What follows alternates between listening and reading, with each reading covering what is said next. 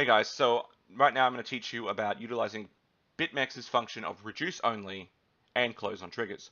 The reason why you want to use this is if you're in a position and for some reason a stop loss gets triggered or your limit order gets fired when you didn't intend it to, because maybe you've exited your position already, or maybe you've got stopped out by accident, it just happens before heading in the direction you wanted.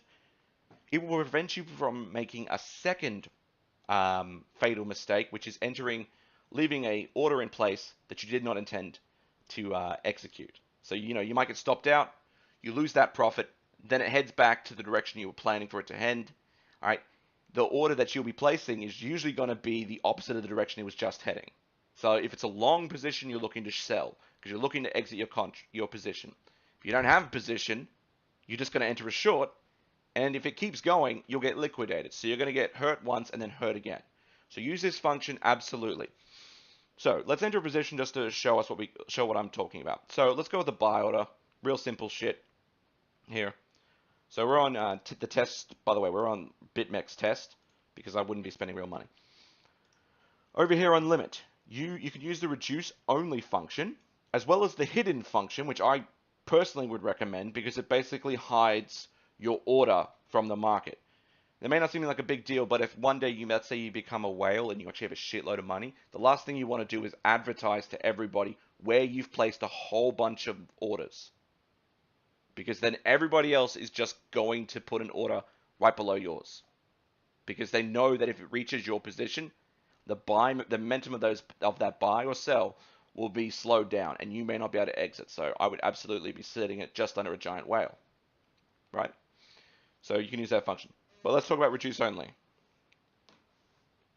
So reduce only is the function where I want to exit the position here, 9204. So I've ticked it. And I've got the sell short there. So once it reaches 9204, it will limit the position I am in to 0. All right? It cannot reduce it cannot execute more than what you currently have in your position. So if let's say for some reason you entered 2000, no, let's just say you made a mistake. You didn't count your zeros. And you put the sell short there. All right? See how I put this sell short at 20,000 and it came down as 2,000? If I didn't pay that much attention and it didn't have reduce only on, I would be screwed. Because I would have just entered a massive short. Yeah, sure, I would have made profit on that 2,000, but then I would have entered a short of 18,000. And I wouldn't have intended. And if I'm going to bed and I wake up tomorrow, my entire account would be potentially wiped out. So that's a powerful reason to use reduce onlys. It prevents you from ever entering a position you did not intend. It will only ever close out a position. Now, the reduce only function is not as important as the close on trigger because this little fucking box down here basically does the same thing. Let's do that. Clear that. 9200, 9204. Okay, places the order there. So it's basically already a reduce only close order. But if you're the kind of like me and you don't like having to deal with this shit, especially if you're on mobile. If you're on mobile, it's really hard to manipulate the stuff in here. But then again, if you're on mobile, you shouldn't be trading on mobile because you're going to get burnt. But that's neither here nor there. But if you are on mobile or you prefer to do all of your trades from this left column here, absolutely utilize the reduce only function. Just think of it as an exit order that cannot enter me into a new position. So use it for exits. Now let's move over to stop markets.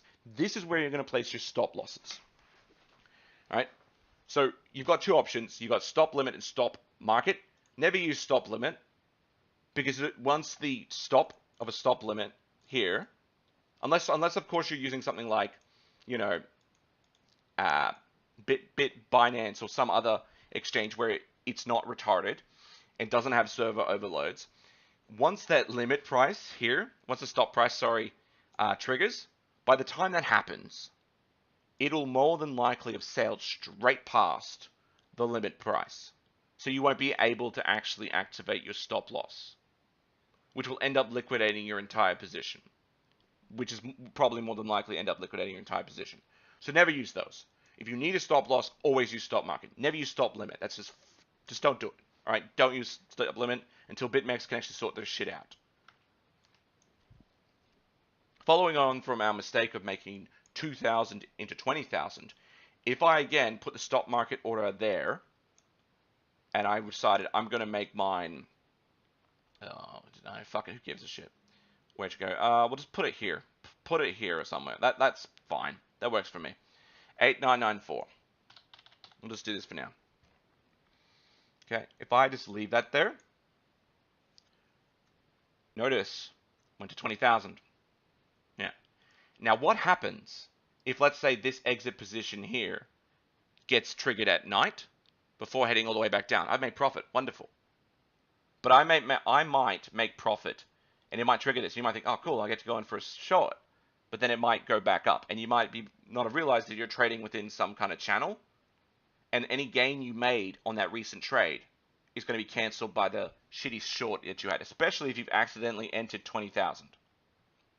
However, close on trigger, this little button here, prevents any of that. In fact, I recommend close on trigger if you're going to use it as a stop loss for orders you're planning to parachute into or add to. You know, if you're gonna let's say it goes down to the bottom of a pattern, doesn't break out, and starts heading back up, and you're pretty confident of its direction, you might enter an order right there, but it might not be a full order. It might be like a third of it, or it might be even half, and you plan to enter a little bit more later.